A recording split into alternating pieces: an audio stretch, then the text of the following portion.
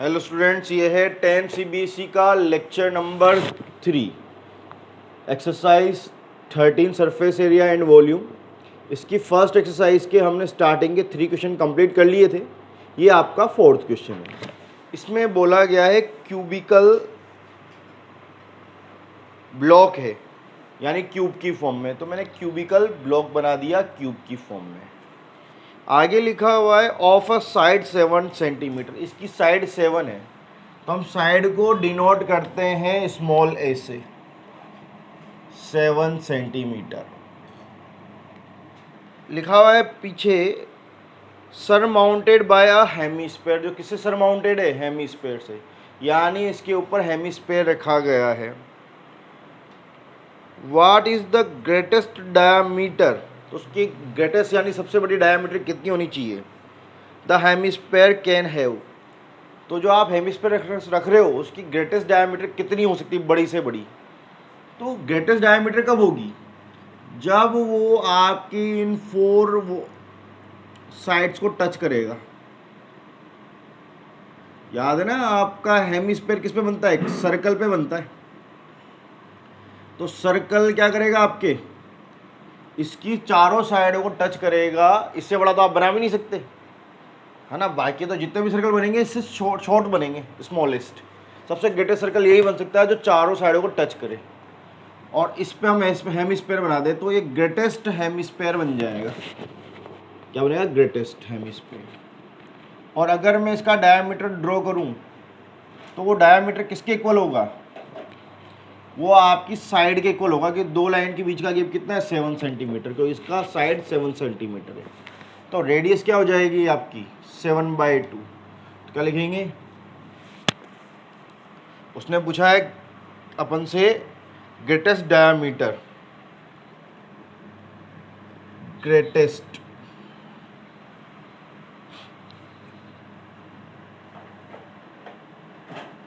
Diameter of hemisphere is 7 centimetre. तो वो 7 centimetre होगी, या तो इससे कम होगी। और इससे बड़ी बनाऊंगा तो फिर वो आपका सर्कल इसके क्यूब के बाहर निकलेगा, तो फिर उसके ऊपर सरमाउंटेड नहीं हुआ, वो बाहर निकल गया एक्स्ट्रा, तो बाहर नहीं निकालना। तो चारों साइड टच करनी चाहिए। तो उसका डायामीटर, इसकी साइड ही हमारा क्या बन जाएगी? डायामीटर, जो मैंने लिख भी दिया। इसलिए जो आपकी रेडियस होगी इस डायामीटर का हाफ होगी। आपको क्या क्या एज्यूम करना है? एक तो side, let side of cube is a centimetre and radius of hemisphere is r centimetre. Clear? अब वो पूछ रहा है आपसे find the surface area of the solid. आपको इसका सरफेस एरिया निकालना है सॉलिड का। तो आपसे मांगा गया है सरफेस एरिया ऑफ सॉलिड।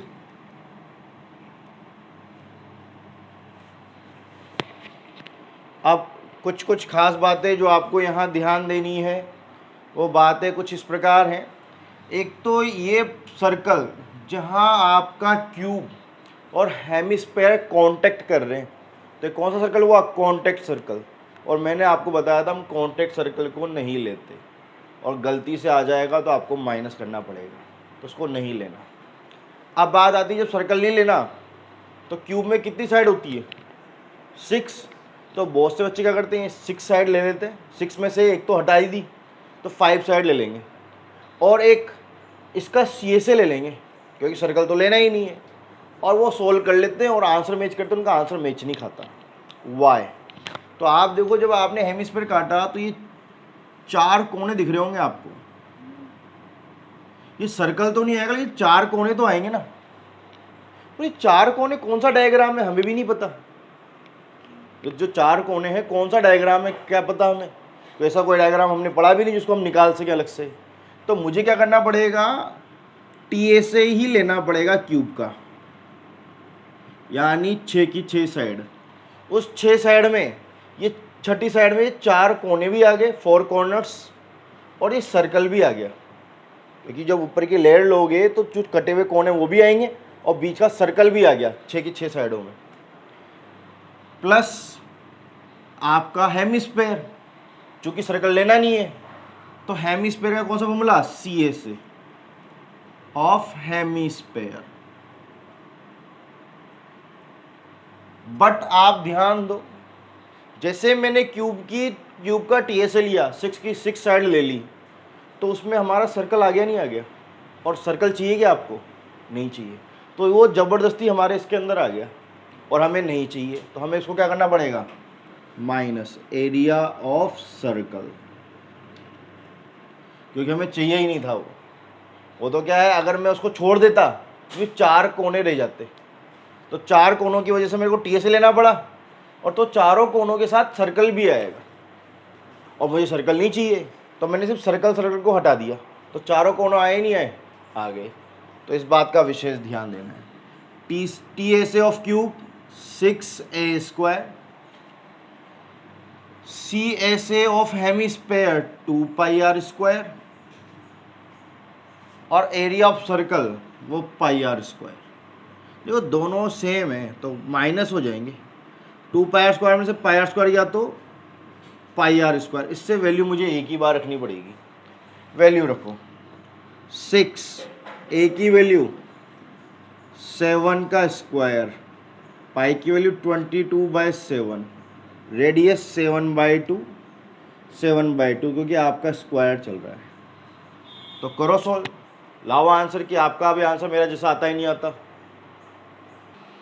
तो देखो कैलकुलेशन आपने की होगी, तो यहाँ 7 से 7 कैंसिल और 2 से 22 11 टाइम कैंसिल, ये आ गया 7 का स्क्वायर 49, 6 294, और ये मल्टीप्लाई होगा तो 77/2, फ्रैक्शन आ गया, और फ्रैक्शन से पहले प्लस माइनस हो या बाद में प्लस माइनस हो तो आपको एलसीएम लेना पड़ता है, तो इसके अपॉन में तो कुछ नहीं है, तो क्या है 1, तो आप एलसीएम कितना लोगे 2, तो जब 2 एलसीएम लोगे तो ये 2 से मल्टीप्लाई होगा 588, और यहाँ 2 का डिवाइड करूँगा तो 2 से 2 कैंसिल 1, तो ऊपर वाले को 1 से मल्टीप्लाई करना है 77। हो सकता है आप में से बहुत से को एलसीएम नहीं आता हो, तो आपके जो बड़े भाई बहन हैं उनसे एलसीएम सीखें, नहीं तो मुझे कमेंट करें। तो देखो यहाँ पे क्या है, डिनोमिनेटर डिवाइड बाय डिनोमिनेटर, तो डिनोमिनेटर में डिनोमिनेटर का डिवाइड करते हैं, तो कितना आया 2 में 1 का डिवाइड करूँगा 2, जो आता है ऊपर मल्टीप्लाई कर देते हैं, इसलिए यहाँ 588 हो गया। यहाँ एलसीएम लूँगा तो डिनोमिनेटर डिवाइड बाय डिनोमिनेटर, तो 2 में 2 का डिवाइड करूँगा तो 1, तो ऊपर वाला 1 से मल्टीप्लाई होगा, हम 1 से मल्टीप्लाई करके इसे एज इट इज़ लिख देते हैं।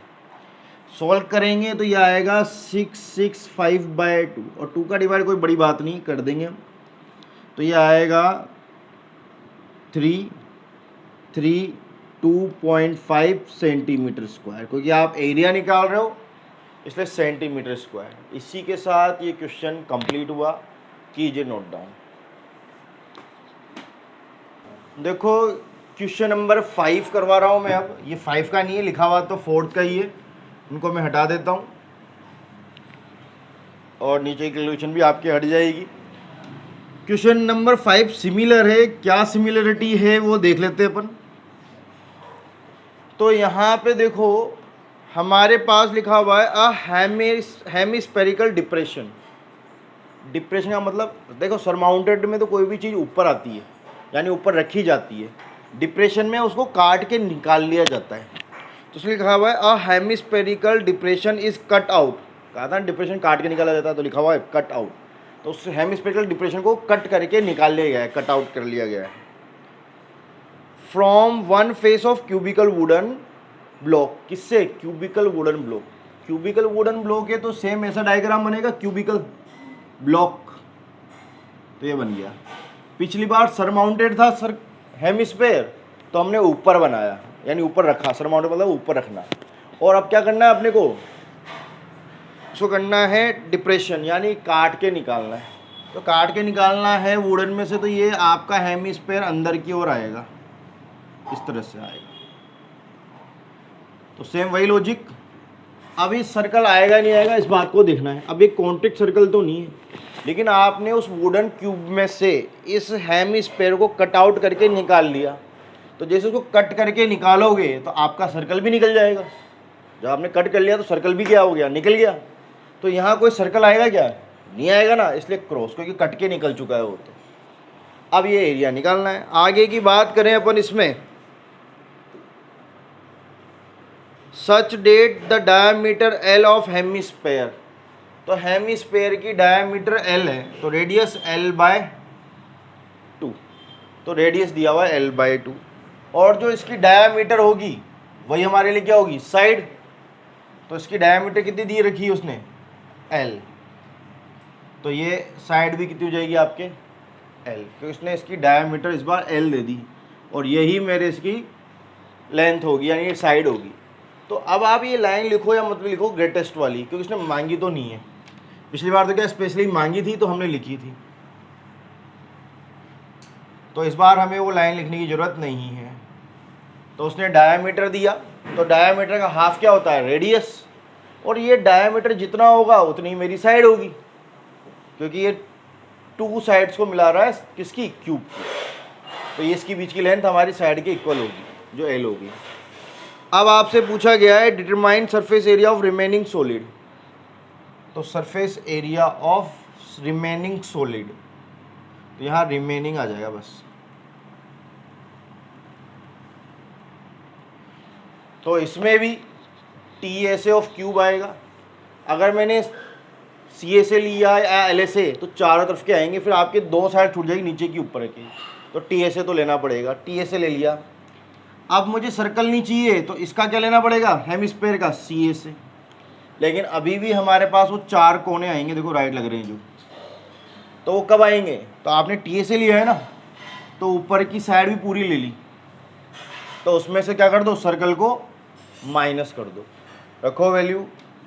इसका तो क्या होता है 6a², हेमिस्फीयर का सी एस ए 2πr², और इसका πr²। तो ये 6a², πr² में से 2πr² से 1πr² कैंसिल, तो प्लस का πr², वैल्यू रखो 6l² पाई।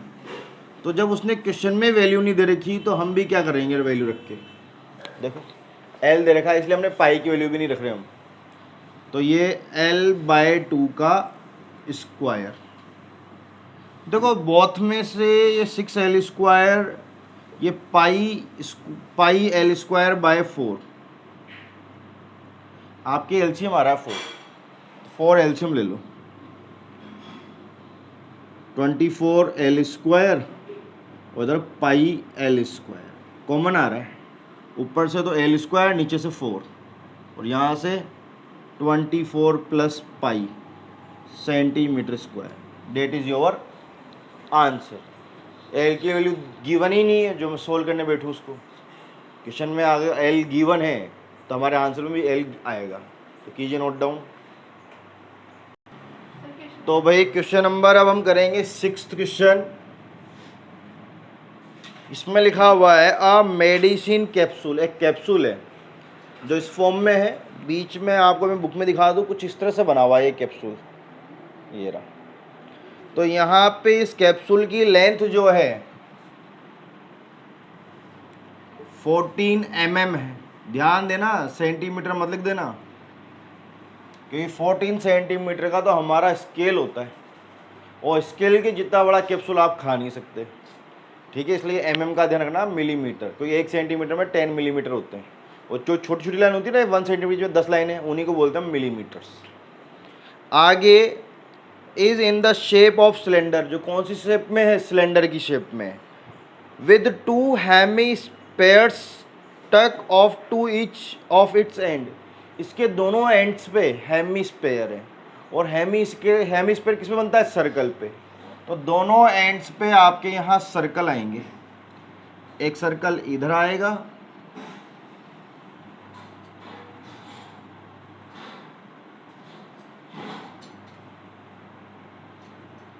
और एक सर्कल आपके इधर आएगा। तो दोनों एंड्स पे आपके हेमिस्फीयर बन रहे हैं, तो दोनों एंड्स पे आपके सर्कल बनेंगे जिसका सेंटर यहाँ बीच में आएगा। तो इस कैप्सूल का मैंने कर दिया ऑपरेशन। उसने हेमिस्फीयर बोले थे और हेमिस्फीयर बनता है सर्कल पे, मैंने एक सर्कल इधर बनाया और एक सर्कल इधर बनाया। The length of entire capsule, तो पूरे कैप्सूल की जो लेंथ है, लंबाई, वो 14 mm है। And diameter of capsule 5 mm। तो डायामीटर दिया हुआ है तो उससे हम रेडियस फाइंड कर लेंगे 5/2 mm, यानी 2.5। फाइंड द सरफेस एरिया, इसका सरफेस एरिया फाइंड करना है। तो देखो अब क्या है, बीच में सिलेंडर बन रहा है, तो हमें जो हाइट चाहिए सिलेंडर में h, वो किसकी हाइट होती है, सिलेंडर की। तो इसमें हाइट सिलेंडर की नहीं दी, कैप्सूल की दी है, तो आपको सिलेंडर की निकालनी है। तो इसकी हाइट कितनी आएगी, जितनी इसकी रेडियस होगी। और आपने अभी अभी रेडियस निकाली किसकी, हेमिस्फीयर की, 2.5। और इधर भी इतनी आएगी, 2.5 इधर और 2.5 इधर mm। तो आपके 14 में से 2.5 इधर का हट जाएगा और 2.5 उधर का हट जाएगा, तो कितना बचा, 9 mm। तो आपके जो सिलेंडर की हाइट है h, टोटल तो कितनी थी, 14, 2.5 आगे से कम हो जाएगा इस हेमिस्फीयर की वजह से, और उसकी लेंथ भी 2.5 आएगी, उधर से भी कम हो जाएगा, दोनों एंड से कम करना है। तो 9 mm आपके h आएगा। तो इसको h मत ले लेना, this is the length of capsule, ठीक है। सिलेंडर के अंदर h ही हाइट होता है और लेंथ भी h ही होता है। अगर मैं सिलेंडर को आधा रख दूं तो जो h है वो किसका काम करेगा, लेंथ का, और उसी सिलेंडर को मैं खड़ा कर दूं तो वो h हाइट का काम करता है। इसलिए आप मत सोचना सर आपने h कैसे लिख दिया, लेंथ क्यों नहीं लिखा। सिलेंडर में h ही लेंथ होती है और यही हाइट होती है सिलेंडर के अंदर। तो आपको यहाँ एज्यूम करना पड़ेगा, तो लेट रेडियस एंड हाइट दोनों को एक साथ ले लो, ऑफ सिलेंडर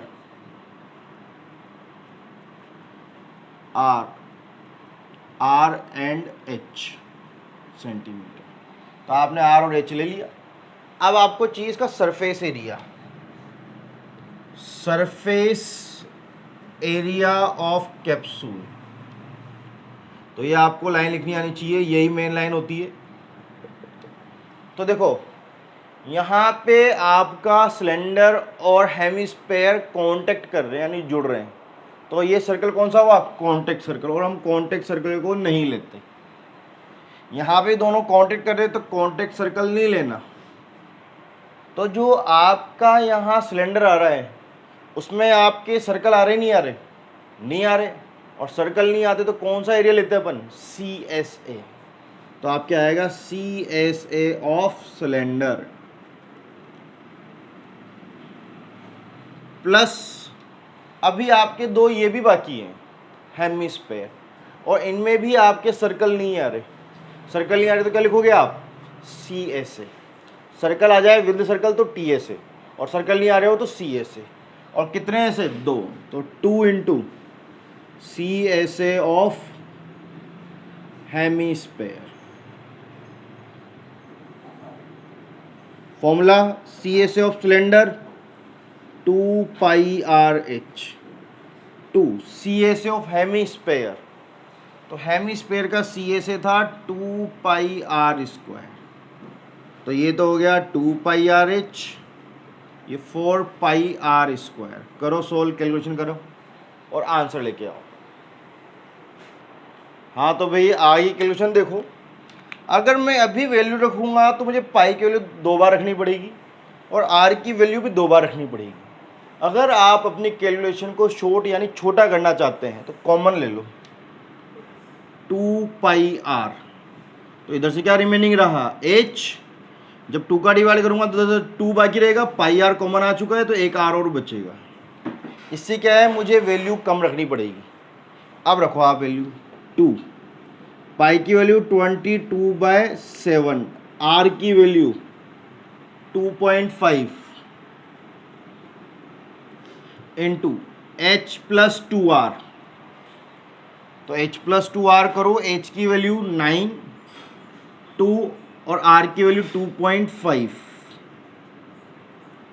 मल्टीप्लाई में, तो ये आपके आ गया 22/7, 2.5 पॉइंट को रिड्यूस करूँगा तो नीचे 10 आ जाएगा भाई। ये इंटू में आ गया 9 + 5, दिख रहा है, पहले मल्टीप्लाई होगा बाद में प्लस माइनस होते हैं। तो 2.5 × 2 5, 5 और 9 14, तो अगली लाइन में 14 हो जाएगा। तो ये हो गया आपके, यहाँ कैंसिल कर दूँ 5 से 5 टाइम, 5 से 2 टाइम, 2 से 2 भी कैंसिल, तो ऊपर तो आ रहा है आपके 22/7 × 5, और इस ब्रैकेट को ऐड कर दो, ऐड हो रहा है तो 14, 7 से 14 कैंसिल, 2 टाइम, 2 5 = 10, तो ये 220 mm²। याद रखना आपके mm में चल रहा है भाई, गलती से सेंटीमीटर मत लिख देना, mm²। तो कीजिए नोट डाउन। तो भाई नेक्स्ट क्वेश्चन 7th नंबर का, a tent in the shape of cylinder. एक टेंट है जो सिलेंडर की शेप में, मैंने सिलेंडर बना दिया, surmounted bye a conical top, एक कॉनिकल टॉप से सरमाउंटेड, यानी इसके ऊपर एक कॉनिकल टॉप रखा गया है। तो आपको एक कॉनिकल टॉप रखना है, यानी कोन रखना है इसके ऊपर, तो ये मैंने कोन बना दिया, conical top. If the height and diameter of cylinder, सिर्फ सिलेंडर की हाइट और डायमीटर की बात कर रहा हूँ, तो सिलेंडर की हाइट तो है 2.1, हाइट की पहले बात की है तो आगे वाला हाइट है, और डायमीटर की बात पीछे की तो पीछे वाला डायमीटर जो है 4 मीटर। तो डायमीटर तो रेडियस कितनी हो गई, 2 मीटर, इसकी भी और इसकी भी, दोनों ही सिलेंडर ही तो है। तो आपके हाइट तो आएगी 2.1 और रेडियस आएगी 4/2, क्योंकि डायमीटर दिया हुआ था तो हमने उसमें 2 का डिवाइड कर दिया, और ये सब मीटर में चल रहे हैं भाई। And the slant height of the top, slant height भी दे रखी है टॉप की, L 2.8 सेंटीमीटर, नहीं मीटर में दिया हुआ है सब, 2.8 metre. Find the area of canvas, आपको कैनवास का एरिया फाइंड करना है। तो आपके दिमाग में आ रहा हो कैनवास होता क्या है, तो आपने देखा होगा कभी सर्कस देखने गए हो, तो जब हम सर्कस देखने जाते हैं तो टेंट बनता है, वो टेंट वो एक हरे कपड़े से बनता है, उस हरे कपड़े को ही बोला जाता है कैनवास। क्या बोला जाता है, कैनवास। या आपने आर्मी के कैंप देखे हो तो उसमें वो हरा कपड़ा यूज़ होता है, वो कहलाता है कैनवास। तो आपको इस टेंट को बनाने के लिए क्या यूज़ करना है, कैनवास यूज़ करना है। तो उसका एरिया निकालना है, तो आपको दिख गया होगा area of canvas is equal to, तो आपने ये एज्यूम करना है। तो लेट, अब देखो रेडियस तो दोनों में कॉमन है, तो आप लिख सकते हो common radius of cone and cylinder is R metre, और हाइट ऑफ सिलेंडर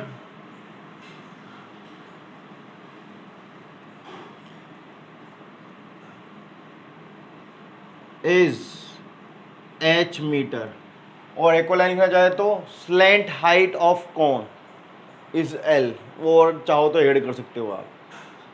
तो एरिया ऑफ कैनवास, तो आप देखो यहाँ तो सिलेंडर और कोन कांटेक्ट कर रहे हैं, और हम कांटेक्ट सर्कल को नहीं लेते, तो ये आपको नहीं लेना। आप अगर सर्कस देखने गए हो और टेंट के अंदर गए हो तो आप देखा होगा कभी भी फर्श पे, फ्लोर पे भी कैनवास नहीं लगता, वहाँ वैसी की वैसी मिट्टी रहने देते हैं, तो फ्लोर पे भी आपका कैनवास नहीं लगेगा। कैनवास चारों तरफ और ऊपर लगता है ताकि पानी अंदर ना आए अगर बारिश हो जाए तो ये भी यूज़ नहीं होगा। तो आपके कौन कौन यूज़ हो रहा है, एक तो सिलेंडर, और उसमें भी सर्कल नहीं आ रहे, सर्कल नहीं आते तो कौन सा एरिया, CSA ऑफ सिलेंडर, और आपके कोन का भी कौन सा एरिया, CSA, क्योंकि उसमें भी सर्कल नहीं आ रहा, CSA ऑफ कोन। वैल्यू रखो इसका तो 2πRH, इसका πRL। आप चाहें तो कॉमन ले लें ताकि आपको पाई की वैल्यू 2 बार नहीं रखनी पड़े, तो मैंने अगर पाई कॉमन लिया, एक तो पाई आ रहा और एक आर, 2h प्लस एल। पाई की वैल्यू गिवन है या नहीं है वो देख लेते हैं। तो पाई की वैल्यू तो गिवन नहीं है,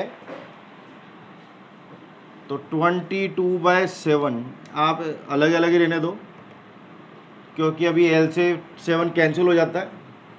2 22/7, आर कितना आ रहा है 2, एच कितना आ रहा है 2.1 प्लस 22/7, आर की वैल्यू 2 और एच की वैल्यू 2.8।